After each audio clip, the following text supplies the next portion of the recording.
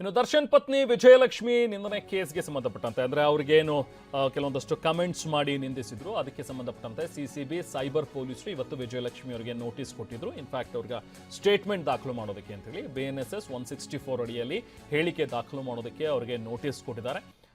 ಅವ್ರ ನ್ಯಾಯಾಧೀಶರ ಎದುರು ಬರಬೇಕಾಗತ್ತೆ, ಹೇಳಿಕೆ ದಾಖಲು ಮಾಡಬೇಕಾಗತ್ತೆ. ಇದು ಶುಕ್ರವಾರ ಬರಬೇಕು ಅಂತ ಹೇಳಿ ನೋಟಿಸಲ್ಲಿ ಹೇಳಿದ್ದಾರೆ. ನ್ಯಾಯಾಲಯಕ್ಕೆ ಹಾಜರಾಗುವಂತೆ ಸೂಚನೆ ಕೊಟ್ಟಿದ್ದಾರೆ. ನ್ಯಾಯಾಲಯಕ್ಕೆ ಹಾಜರಾಗಿ ತಮ್ಮ ಹೇಳಿಕೆಯನ್ನು ದಾಖಲು ಮಾಡಬೇಕಾಗತ್ತೆ. ಪ್ರಕರಣದ ಸಂಪೂರ್ಣ ಹೇಳಿಕೆಯನ್ನು ದಾಖಲು ಮಾಡೋದಕ್ಕೆ ಅವರಿಗೆ ಸೂಚನೆಯನ್ನು ಕೊಟ್ಟಿದ್ದಾರೆ ನೋಟಿಸ್ನಲ್ಲಿ. ಹೆಚ್ಚಿನ ಮಾಹಿತಿ ಪ್ರತಿನಿಧಿ ಪ್ರದೀಪ್ ನೀಡ್ತಾರೆ. ಪ್ರದೀಪ್, ಈಗ ವಿಜಯಲಕ್ಷ್ಮಿ ಅವರಿಗೆ ಕೊಟ್ಟಿರುವಂತಹ ಒಂದು ನೋಟಿಸ್ನಲ್ಲಿ ಪ್ರಮುಖವಾಗಿ ಏನು ಹೇಳಿದ್ದಾರೆ ಅಂದ್ರೆ ಈ ಪ್ರಕರಣ ಈಗ ಯಾವ ಹಂತಕ್ಕೆ ಬಂದಿದೆ? ಒಂದಷ್ಟು ಜನರನ್ನ ವಶಕ್ಕೆ ಪಡೆದ್ರು, ಅದೆಲ್ಲವೂ ಕೂಡ ಆಯಿತು. ಸೊ ಈಗ ಯಾವ ಹಂತದಲ್ಲಿದೆ ಈಗ ಪ್ರದೀಪ್?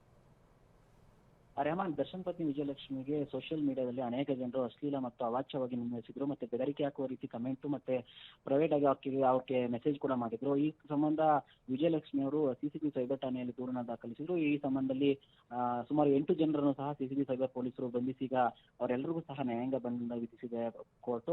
ಆದ್ರೆ ಈ ಒಂದು ಪ್ರಕರಣದಲ್ಲಿ ಸಂತ್ರಸ್ತೆ ರೀತಿ ಇರುವಂತಹ ವಿಜಯಲಕ್ಷ್ಮಿ ಅವರ ದೂರುದಾರರಾಗಿರುವಂತಹ ವಿಜಯಲಕ್ಷ್ಮಿ ಅವರ ಹೇಳಿಕೆ ಕೂಡ ಇಂಪಾರ್ಟೆಂಟ್ ಆಗುತ್ತೆ. ಹೀಗಾಗಿ ತನಿಖೆಯ ಭಾಗವಾಗಿ ವಿಜಯಲಕ್ಷ್ಮಿ ಅವರು ಮ್ಯಾಜಿಸ್ಟ್ರೇಟ್ ಕೋರ್ಟ್ ಮುಂದೆ ಈ ಒಂದು ಅವ್ರಿಗೆ ಯಾವ ರೀತಿಯಾಗಿ ಕಿರುಕುಳ ನೀಡಿದ್ರು ಮತ್ತೆ ಯಾವ ರೀತಿಯಾಗಿ ಅವ್ರಿಗೆಲ್ಲ ಸೋಷಿಯಲ್ ಮೀಡಿಯಾದಲ್ಲಿ ಮೆಸೇಜ್ ಮಾಡಿದ್ರು ಮತ್ತೆ ಅವಾಚ್ಯವಾಗಿ ಆ ಮೆಸೇಜ್ ಅನ್ನ ಮಾಡಿದ್ರು, ಈ ಬಗ್ಗೆ ಎಲ್ಲ ಕೋರ್ಟ್ ಮುಂದೆ ಸಹ ನೇರವಾಗಿ ಹೇಳಿಕೆಯನ್ನ ದಾಖಲಿಸಬೇಕಾಗುತ್ತೆ. ಹೀಗಾಗಿ BNSS ಸೆಕ್ಷನ್ 183 ಅಡಿಯಲ್ಲಿ ಅವರು ನೋಟಿಸ್ ಅನ್ನ ನೀಡಿದ್ದಾರೆ ಸಿಸಿಬಿ ಸೈಬರ್ ಪೊಲೀಸರು. ಮತ್ತೆ ಆ ಒಂದು ಸೆಕ್ಷನ್ ಅಡಿಯಲ್ಲಿ ಕೋರ್ಟ್ ಅಂದ್ರೆ ಜಡ್ಜ್ ಮುಂದೆ ಈ ರೀತಿ ಅವರ ಹೇಳಿಕೆಗಳೇನಿದೆ ಅಂದ್ರೆ ಅವರು ಯಾವ ರೀತಿಯಾಗಿ ಆರೋಪವನ್ನು ಮಾಡಿದ್ರು ಆ ಎಲ್ಲಾ ಹೇಳಿಕೆಗಳನ್ನು ಸಹ ಜಡ್ಜ್ ಮುಂದೆ ಅವರು ಹೇಳಬೇಕಾಗುತ್ತೆ. ಅಲ್ಲಿ ಜಡ್ಜ್ ಕೂಡ ಇದನ್ನ ರೆಕಾರ್ಡ್ ಮಾಡ್ಕೊತಾರೆ. ನಂತರ ಅದು ತನಿಖೆ ಮತ್ತು ಮುಂದಿನ ಚಾರ್ಜ್ ಶೀಟ್ ಆದ ನಂತರ ಟ್ರಯಲ್ ಸ್ಟಾರ್ಟ್ ಆದಾಗೂ ಸಹ ತುಂಬಾ ಇಂಪಾರ್ಟೆಂಟ್ ಆಗುತ್ತೆ. ಒಟ್ಟಾರೆ ಈ ಒಂದು ಅಶ್ಲೀಲವಾದ ಕಮೆಂಟ್ ವಿಚಾರದಲ್ಲಿ ಈಗ ವಿಜಯಲಕ್ಷ್ಮಿ ಅವರಿಗೆ ಸಿಸಿಬಿ ಪೊಲೀಸರು ನೋಟಿಸ್ ನೀಡಿದ್ದು ಶುಕ್ರವಾರ ಮ್ಯಾಜಿಸ್ಟ್ರೇಟ್ ಜಡ್ಜ್ ಮುಂದೆ ಹೋಗಿ ಈ ರೀತಿಯಾಗಿ ತಮ್ಮ ಆರೋಪಗಳೇನಿದೆ ಅದರ ಸಂಬಂಧ ಹೇಳಿಕೆಯನ್ನ.